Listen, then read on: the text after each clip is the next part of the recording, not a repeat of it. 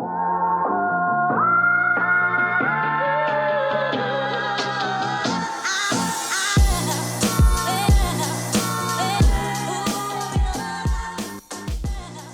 hey, what's going on, guys? This is Mast, and today we're going to be talking about my thoughts on the third Smite 2 alpha playtest and how it went. So, we've done these videos before for the previous playtest. This one's not going to get anywhere near as crazy as the last one. I'm trying to remember, I don't think the first one was all that crazy either, to be honest. We're not going to be diving into a ton of updates. I will be talking about stuff similar to what I talked about in my second one soon in the near future. I'll have some specific videos dedicated to that. And we'll kind of slightly touch on it in this one, but this one should be a lot more concise and probably end up being like a 20-minute video or something like that. So it's mostly just going to focus on the playtest, not as much big picture stuff that Hi-Rez should do going forward. There will be some though. So, general impressions. This probably also isn't going to be divided as much into good and bad. I think I'll try and talk about the good first, try and talk about the bad first, but it's going to be less scripted than the others. It's kind of just going to come out how it comes out, but there's not a ton of stuff for me to think about, so I should be able to remember everything that I want to talk about. The big thing that stood out to me day one of this playtest was it felt very smooth. I thought it felt to me, as a West Coast player, I'm normally playing on East Coast servers in Smite 1 on around 100 ping. To me, it felt like Smite 2 day 1 was like 80 ping in Smite 1. It just felt straight up better. At the very most, it felt the same as Smite 1. And that's fantastic, because the networking in Smite 2 has been noticeably worse for every single player playing it. And I guess I could be hypothetically speaking for people, but the obvious thing is you look at any like high level player, no matter how close they are to the servers in Smite 2, they play clunkier, just straight up. And it's not a movement thing. I mean, there's, movement's a little bit different too. It's a latency thing. It's been pretty obvious. Maybe you don't feel it. It doesn't matter. It's there. And day one, it felt really good. I don't know if I'm somehow coping out of my mind. To me, what I'm assuming happened is the hotfix they pushed through to fix frame issues, which I don't blame them for at all, actually had an impact on the feel of the game in terms of networking as well. Now, I don't know shit, that could be wrong, but I played on day one in the first few hours and it felt great. I didn't play day two, and then I played on day three, and on day three it felt a lot more back to the typical Smite 2 playtest where it feels a decent amount slower, a decent amount laggier to play the game than Smite 1. Where playing an ADC, you are going to whiff an insane amount compared to what you would in Smite 1. Where maybe you're playing on 150 ping instead of 100 ping would kind of be the equivalent. So, if they can keep that day one feel, whatever they need to do to get it back, that felt fantastic. I was loving the 3 videos I recorded that day. You guys didn't see that Morrigan video. I did record a Morrigan video that day, but Morrigan felt smoother to play in terms of landing like her 2, her autos, her 1, all that sort of stuff. Heket, the Hekati video that we got, I thought she felt pretty smooth to play, pretty easy to land her abilities. That felt great. And then the Thana video felt very easy to play him, and he's a more mechanical character as well. So the fact that that stood out, that I could play a mechanical assassin so smoothly in Smite 2 with frame issues that we had that day is fantastic. So if they can get that back, that's a great look going forward, and I hope that they can do that for the next playtest. Other than that, as far as impressions, we should talk about the new gods. This is a little bit of a good and a bad situation. I think for the most part, Morrigan, Thanatos, and Hekati all felt good to play. They all felt pretty smooth, pretty easy to get a grasp of and everything. But I don't think they were exciting, and that even includes the new god Hekati. And we can start with that because Hekati, if she was added to Smite 1, I had a lot of fun playing her for the video in Smite 2. I wasn't pretending to have fun or anything. I did actually have a lot of fun playing her. But if she was actually added to Smite 1, I think I would straight up be disappointed. And it's not even something I thought about that day. I thought about it like a day or two later. I guess today is 2 days later, huh? But it's something where I noticed while her ultimate was a cool concept, the rest of her kit was very, very bland. That while I compared her to characters like Zhang Kui, Ra, Ishel, those types of like kind of, they have similar playstyles where they have decent amount of like strafing type move speed you're looking to play around, but you don't have like dashes or jumps, so you're doing a lot of stuff where you're like strafing around while you get cooldowns back and then throwing in abilities to brawl in between. Compared to those characters, she is just more basic, other than her ultimate. Like, she doesn't have the variety that Ra or Ishel or Zhang has to their abilities. She's just got a line ability that has 2 forms. One of them is bad, one of them is good. The Mark barely does anymore. The Polymorph is just inherently better because it's a CC. The 2 feels like Hi-Rez 1, which if that was the first ability of its kind, would probably feel cooler. But Hi-Rez 1's actually a very basic ability, even though it's kind of a unique ability. You're just throwing up something that kind of has sort of an aura in a big area, and then you just cast it where you want, and it just lands somewhere. Very, very simple. It's kind of like casting a Neath 2 or something like that too. It's not anything super exciting. The 3 probably feels the most interesting to play around when you think about it, but it's also very simple to use where you're just simply casting it on somebody, it instantly does its thing, or you cast it on yourself and it instantly does its thing. And you're just getting, with all of these, you're basically getting damage. You can sometimes get CC on the 1, and then on the 3 you do get the shield, but shields aren't really, it's not like a Geb 3 type shield where you're cleansing people, so there's not a whole lot of thought going into it. And so while I thought she was fun to play, I do want to be honest and say I think her core kit feels very underwhelming, and it'll stand out a lot going forward. Once people get a decent amount of hours on Akati and when she doesn't feel new, I think she's going to feel like a very underwhelming character other than her ultimate, which is capable of doing crazy things. And like I brought up in the video, I do think it's a little bit disappointing with the ult. It'd feel so much cooler if Horus didn't already exist. Because Horus ult is pretty similar. These abilities are somewhat different, don't get me wrong, but like if there's any abilities you're going to compare, it's going to be Horus ult and Akati ult, right? She doesn't have anything else that would compare nearly as much. Like it's not as close as Janus ult or something. So I don't think it's like too much for them to put this in the game, but I think Horus now should probably get a straight up rework to his ultimate with this existing because it's so similar. And that feels a little bit weird too, even though it is a cool ability. For Morrigan and for Thanatos, I think it's important to note that while they do feel pretty decent to play for the most part, they are basically the same characters. Morrigan got quality life changes to her ultimate because there's less spaghetti code for them to have to work around like they do in Smite 1. This is a character that has crashed SPL games on LAN in multiple tournaments and not like Hi-Rez history. So Morrigan is a constant, like if there's any spaghetti code character in the game that breaks things, it is Morrigan, right? So quality of life changes to Morrigan in Smite 2, the brand new game they're making on a new engine with new code. Not a big surprise. I don't even think it's something where it's like, oh shit, this is here. It's just kind of like a little bit of stuff where it's like, obviously this is here because they can do this now without breaking everything. Thanatos is pretty much the same exact character, but his 2 got a massive buff to it, where while it did get slightly, and I do mean slightly toned down other than that, he still gets the move speed, he still gets the execute threshold bonus move speed, he still gets flat pen, they're all slightly toned down, and then he also, to make up for that slight toning down, can now do just 15% bonus damage on everything he does the moment he presses 2. And I like Thanatos. I think Thanatos is plenty strong. I don't think he needs any sort of just buff to his kit. And this is like the lamest, blandest, just inherent, let's make him broken for some reason, I don't know why type buff that I've ever seen thrown on any ability. And while I might sound a little ranty, I don't really mean it in a super ranty way. I didn't think it stood out like a ton in the playtest or anything, given I didn't play a ton of games to really have it sink in. It's not like matchmaking's hard enough that I'm getting dumpstered by a Thanatos every game or anything. But to me, in my mind, when I think about it, I'm just like, why would we ever just put 15% bonus damage on this ability that has existed for like 10 years, right? Like that's just, it actually seems so random. So I don't know if there was a reason for it.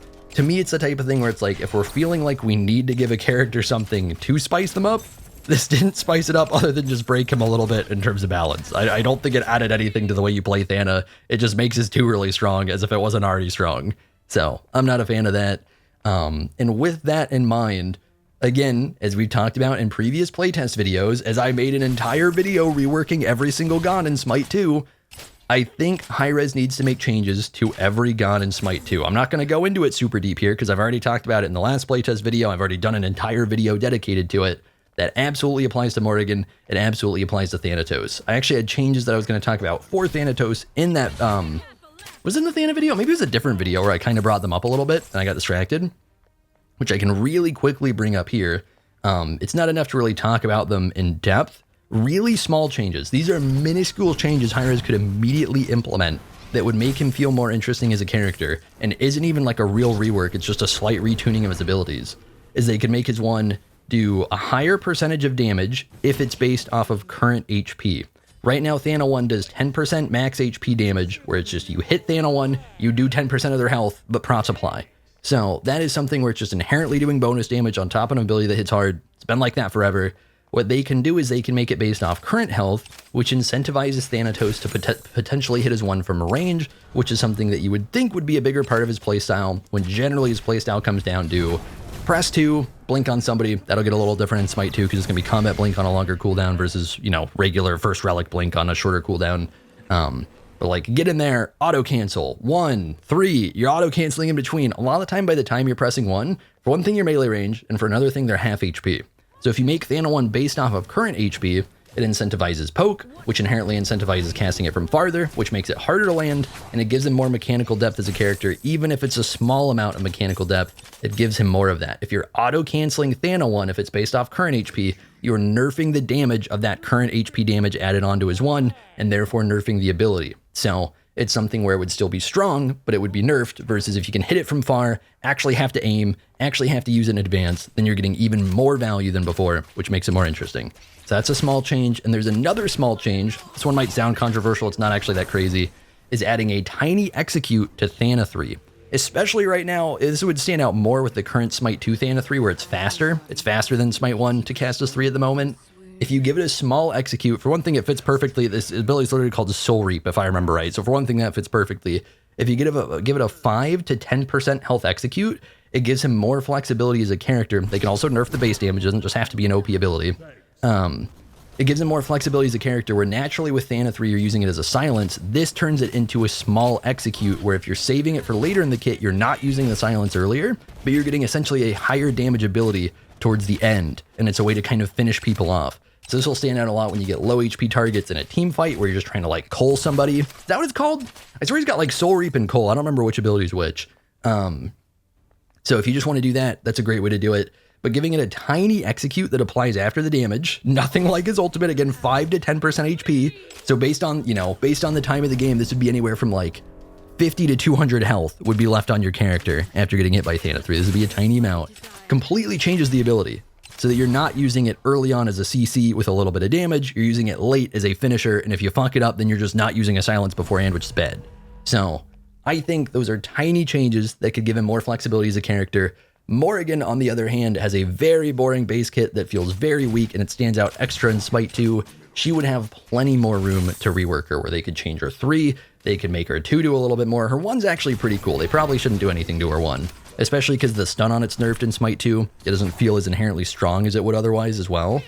But she's somebody where she has one of the weakest core kits in the game, which is not a big surprise, but it's also one of the blandest core kits in the game, where very much what she does as a character is just invisible and then 2-1 combo. And that is it. And it's not hard to do. There's not a lot of thought for it. It's really, really boring.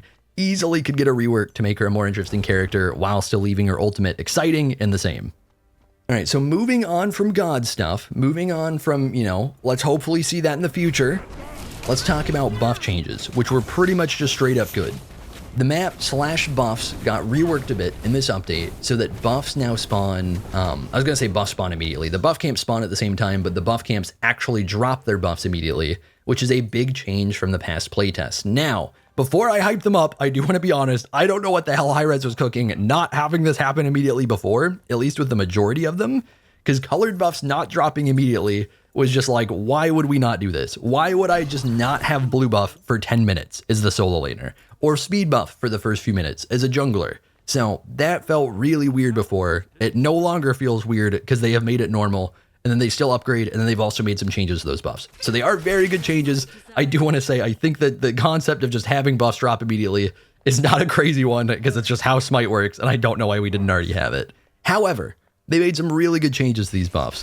The blue buff change is one that stands out quite a bit for solo laners, although it is in a way underwhelming, which is blue buff is a very different buff, at least to start, as it was in Smite 2 before. In Smite 2 before, we were getting protections immediately, and now we are getting mana immediately. Now, it is worth stating, Hi-Rez has kind of just been nerfing the shit out of blue buff for like 3 years now, and that does still come across in Smite 2, and it does still feel bad, and I still don't know why they're doing it. So, right now in Smite 2, you start with just 5 mana regen, which, if I'm remembering right, is essentially 25 MP5, which is good mana sustain. That's kind of just like having a mana pot all the time, makes a big difference in the solo lane. However, speed buff right now, which also got very cool changes, don't get me wrong, gives you 10% move speed that you no longer lose from taking damage, you just get 10% move speed. You also get Bumba's sustain out of it, essentially, so you're healing off of jungling and getting mana back, and you prot shred by 10 when I think you land an ability. I'm just landing an ability on enemy god prot shreds by 10. Not like it stacks, but like you just get that. You kind of get binding as jungle now. And it fits, but there is an insane difference between move speed plus prot shred plus sustain and just I get some mana. So I do think blue buff should use could use a buff, and the buff could be very simple, and it could just be going back to constant Smite history roots yet again, or we just get 10 cooldown rate on blue buff along with the MP5. That's all it needs. You get some cooldown, normal solo lane thing, existed for years and years and years, would make the buff feel better. I hope we see that. I do really like what Hi-Rez did with speed buff. I do think it's kind of absurd that speed buff inherently now gives you prot shred immediately, and I think it's something that you should have to work into. Don't get me wrong, I had a lot of fun. I am a jungler, I play a lot of jungle. I had fun with it. Let's be realistic, it's insanely OP. Like, come on, it's insanely OP. It's a cool concept. I think it's fantastic to come up with the idea that you are prot shredding as the jungler on ganks. Like, that makes so much sense. But make you upgrade it for it, man.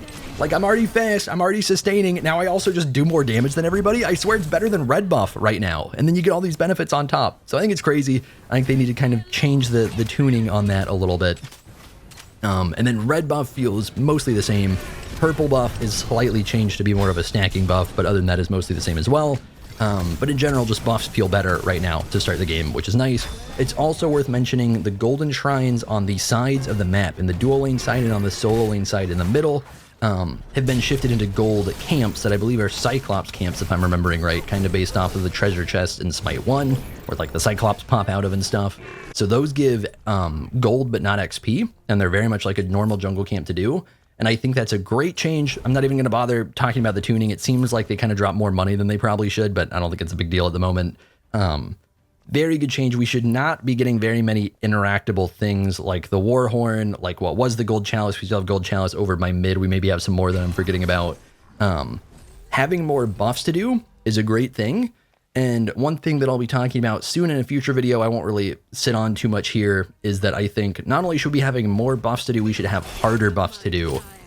Would be a very cool change for the game that I've wanted to see forever. I really wanted to see in Season 10, the Season of Monsters. We got roaming jungle camps. I wanted to see hard, epic, really cool jungle camps. A little bit like what we're seeing right now with the Bull Demon King in current Smite Conquest and Smite 1 Conquest.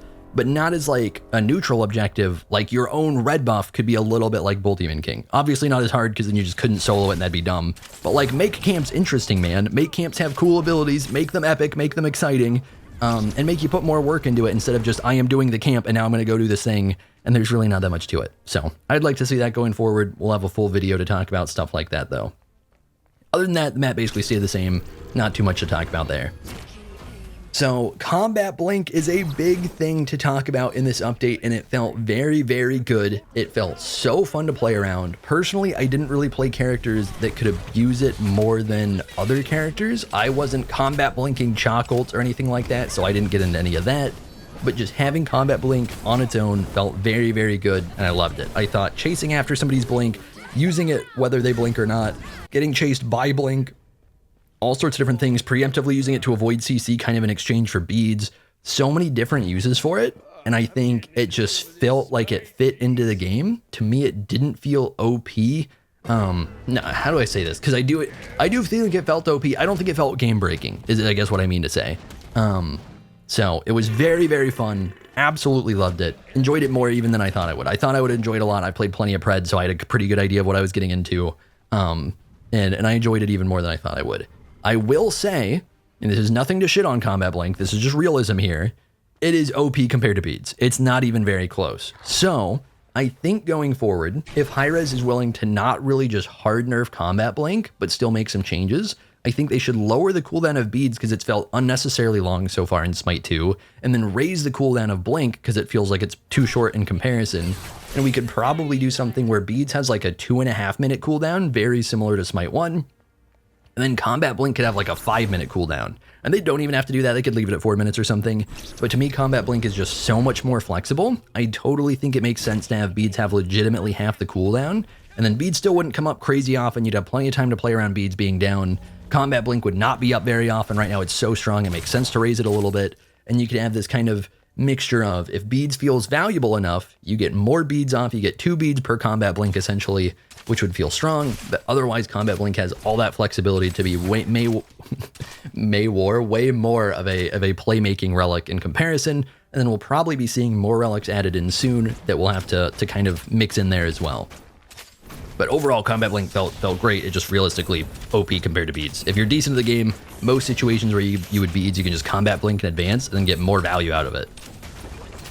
So another thing to talk about is that Hi-Rez added a crazy active item in this update that I don't think got a lot of attention. I talked about it a bit, I used it a bit, but it's a support relic, or not support relic, but support active item, so I doubt it got a whole lot of love overall from other people playing and other content creators, but it is a crazy concept. It is very important to talk about and to note because I didn't expect Hi-Rez to try and do anything like this, and now that they have, I think it's fantastic. And it's one of these things where I have talked a lot about pushing Hi-Rez to do big things with Smite 2, to really go for it. That there's so much room to make the map exciting, the jungle exciting, to make items even more exciting than they are right now. That God should be getting reworks. That might mostly be it. Like there's, you know, all these different things we can dive into. And like there are a decent amount of these that have gotten love. And then, you know, for the gods, they've mostly stayed the same, which I've been disappointed with. For the items, this is a crazy thing that has so much potential. You get an entire ability out of an item that you can buy on anybody. So essentially the ability for anybody out of the loop is you polymorph yourself, you become CC immune, you dash forward until a certain distance. I don't think it says the distance, but like decently long. I'm assuming it's like maybe even 100 meters. But you'll otherwise collide on the first god hit. If you hit a god, you deal damage based on their max HP and you knock them up a little bit and then you detransform and you turn into yourself. That is absolutely insane, man. That is more complex than most abilities in Smite or Smite 2. And you can just pop it on a 2-minute cooldown. It actually felt good. It felt intuitive. I think if you popped it for the first time, you wouldn't be like, what the hell is happening? You'd have a decent idea. It's like, oh yeah, this is what I bought. And it felt like it. And it was really, really well done. I think they absolutely nailed it. Now, don't get me wrong, they do not have to make a bunch of these this crazy. I think that'd be absurd, but this felt like a massive step up over the blink item that we had before Combat Blink got added, because naturally they took the blink item out, so you're not just double blinking on people. That'd be silly. Very, very cool item, man. It's so much like if Vamana Dash got a decent, not even decent, if Vamana Dash got a crazy rework, and then you could just buy Vamana Dash on people as an item. Like, that is such an insane concept that you're just getting this whole ass ability out of it. And they nailed it. It feels great to use. So this is probably the first thing in Smite 2, literally the first thing that I've actually been really, really excited about. And I very much hope Hi-Rez continues to push this going forward with more active items like it, where they don't have to go as hard, but they can come up with these just kind of insane concepts compared to what we have in Smite 1, because we've never had anything like it. And they can actually really push the game in a new direction, where you're actually getting a lot more to think about. Because while items that I've enjoyed like Staff of Mirrodin and Pendulum Blade are fun, where Pendulum Blade resets your cooldowns by 3 seconds, Mirrodin gives you a double cast of an ability, those are very cool. I already really enjoyed those. This is an entire extra thing entirely, and this is a lot more what I thought was capable of happening with active items replacing relics for the most part, where we're going to have one relic, but we have these active items. This is like, wow, we can really be getting just like relics, right? Like this is if this existed as a relic, it would be insane. So I'm very much looking forward to see what else they come out with. I don't think we'll get a ton of items like this, but the fact that they're trying to do this at all is a great sign for pushing the game in a new direction and really trying to be creative with it, man. I think Smite 2 needs to be creative, and this is very creative. So I'm really excited about it. I want to hype it up, but we can move on from that. All right, I think that really mostly does it for the video. So one other thing that I want to stress, there might be another that I'll think about, is I think there are maybe a few changes, and maybe I'm forgetting some of these, or not a few changes that I wanted to see in this playtest that I didn't see. But what stands out to me the most right now is I still very much feel the need for consumable slots, and we still don't have it. So that's something that I think I need to stress, is that consumable slots still feel like just a straight up necessary addition. And actually that reminds me, I know what the other thing is, which is wards. I still think we need to be able to buy wards. We need to be able to buy potions. They need to go in their own slots. I guess we can already buy potions, but we need potion slots to put those potions away in. And those changes would make Smite 2 feel a lot better inherently. There is sort of an inventory type setting that you can click on that'll help manage the inventory. It's still an early alpha. Don't get me wrong, I'm not saying it should be perfect, but the inventory sorting thing is not perfect. I don't remember what the setting is called, but I turned it on. It helped, but like you're gonna have spots where it's like, okay, I have bought an item, I have some potions, I'm working on another item, and then in the slots it'll be like your item, a potion, and then missing 2 spots, and then you'll have your fresh T3 item down here at the end, and you have to move it over so you're not just looking at some nightmare of UI, right? So that is still clunky. that's something on its own that they should try and smooth out sooner rather than later if they can. But that aside, just the pure chaos of having potions to begin with up in your item slots, so that you're juggling where they are, constantly moving your items around for active slots and for consumable slots. It's annoying, it's unnecessary, and then because of that, we basically can't have wards right now. It's not that wards are OP, it's that why would we be trying to push wards in the late game when they're taking away an item slot? Why am I going to go 5 items and 2 wards that I'm placing down versus just 6 items and basically not warding? So again, that is a big thing I stressed in the last playtest. I don't think anybody is going to argue against it. I don't think a single person will unless they're trolling. I genuinely don't. Just add consumable slots and add wards that you can purchase, man.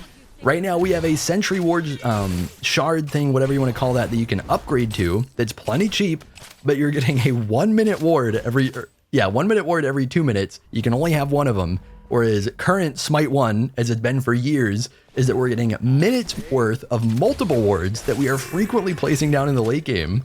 So that right now, like a serious, actual, like competitive Smite 2 team fight, at most you would expect 5 wards on either side. And then because of the short length, normally it's probably going to be like 3 because they wear off so fast. Whereas in Smite 1, it is so normal to have like 8 to 10. Where maybe some of them will worn off. Maybe not everybody has a slot for wards, but if you're getting sweaty with it, you've got a crazy amount of wards up around the fire giant as you group for the next big team fight, right? So, very night and day. I don't understand why we haven't pushed for this already. So, very hopeful that Hi-Rez will implement that in the next playtest. To be honest, I don't expect it, but like it needs to be in the game. I don't know why we don't have it. Alright, so with all of that said, I think that sums up my thoughts on the playtest. I don't want to be diving too much into other things. I think this video's already gone long enough, but I wanted to try and properly sum up my thoughts on things. I wanted to be honest about what I think is good, what I think about it, what I think is bad, and just kind of talk about the subject in general. But I do have some videos that I'm going to be working on soon, going over, for one thing, we'll probably talk a little bit more about Smite 2 God reworks. I don't know if we'll do it right away, because it's only been one update since I last did it. So maybe in the next playtest we'll have a video for that, going over other characters they've added, going over Hecate, Thanatos, Morrigan, and then whoever they start adding next. I think it's already been data mined that there's another character coming soon. I don't know how soon. I'd seen something about it on the Smite Reddit. So maybe we'll be seeing another new god within a playtest or two that's completely new to Smite 1 and Smite 2. Not totally sure on that. But we'll have that soon. The big thing that I'm going to be talking about soon, there's going to be a couple videos that are separate from one another, where one is going to be going over a lot of other Band-Aid type updates like we had in 9.5 with the 9.5 revert, and I think these will also be less controversial to talk about than that. I know a lot of people do like the 9.5 revert and think it feels good. Some people don't. That aside, a lot of these other Band-Aid issues are very much less controversial because a lot of them didn't change the playstyle of the game particularly. It just kind of made things worse. 9.5 was a big, like, it changed the playstyle of the game a lot, where it's like early game is no longer valuable, you can play safely type thing. A lot of these other updates, a big one to talk about is the healing update, just kind of mostly made healing bad, right? So there's I think like 5 of these if I remember right. I could pull up the document, I'm not going to bother. I have most of them written down already and I've got notes on them. But I think I'll be making that video soon, going over those, because I think literally every single Band-Aid update that Hi-Rez has ever added, by the way, almost all of these have been in the past few years, which is part of what we're going to talk about in that video. There's been a massive change in game design for the company over the past few years. All these Band-Aids should be undone because they're Band-Aids, and Band-Aids don't solve the actual problems. We should solve the actual problems, right? So we're going to talk about that, and then I'm also going to talk about more concrete ideas for what I would like to see in Smite 2, going over stuff like the map design, the jungle camps, some of the items / strength and intelligence type scaling and stuff like that. Very direct ideas for what I think would make the game better, and have kind of a big conclusive video on that as well, that hopefully will also encourage Hi-Rez to push towards that direction. Because I think if they really shift up, like Smite should be Smite, right? I'm not saying make it League or anything. I haven't played League, so I can't even possibly say that. I don't give a shit about League. I think League and Dota boring as hell. Garbage games, come at me. You won't, because you play Smite. But yeah, like I'm not pushing for that. I just think they can do more. So we're going to talk about that in a video as well. But I think that pretty much wraps up everything. So thank you guys for watching. Hopefully you all enjoyed the video. And then I think we'll be getting back to Smite 1 tomorrow, within the next few days, something like that. And then we also might be getting back to some predecessor soon, given if you watch this video, you probably don't care so much. So thank you guys for watching. Hopefully you all enjoyed. I will see you all in the next one. been seeking for the glory. Say my name. And I've been trying to write my own story in the search for fame. I'm sitting here in this empty room, walls keep tumbling down.